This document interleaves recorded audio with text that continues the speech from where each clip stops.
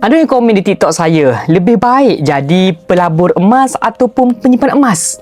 Mentor saya Tuan Muhammad Zulkifli Syafi'i pernah dia kongsi satu kisah yang sangat-sangat menarik. Bayangkan ada dua orang membeli emas pada hari yang sama dan pada harga yang sama. Tetapi beberapa bulan kemudian, keputusan yang mereka dapat sangat berbeza. Orang pertama kita panggil Fahmi. Fahmi ni dia membeli emas kerana yakin harga akan naik. Setiap hari dia melihat harga emas, tunggu masa yang sesuai untuk dia jual. Bila harga naik, dia gembira.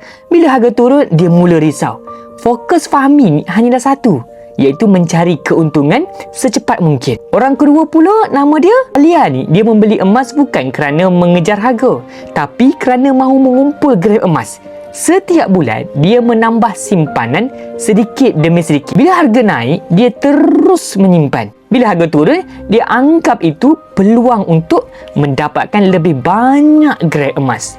Matlamatnya satu, bulan depan, tapi beberapa tahun akan datang buat simpanan. Selepas beberapa bulan, Fahmi masih sibuk dikejar harga emas dan emosinya sentiasa berubah mengikut pasaran.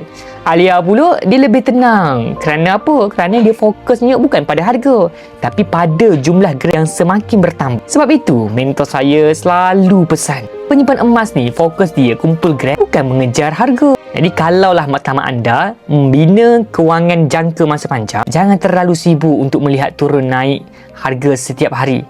Fokus kita adalah tambah gram sedikit demi sedikit. InsyaAllah aset kita sendiri pun akan bertambah. Jadi bagi anda yang ingin mengalihkan sebahagian simpanan ke dalam bentuk emas fizikal seperti ini, bersama dengan Public Gold, anda boleh isi borang sign up untuk saya bantu anda daftar sebagai ahli. Saya juga akan kongsikan cara dan strategi simpanan emas yang sesuai untuk matlamat anda.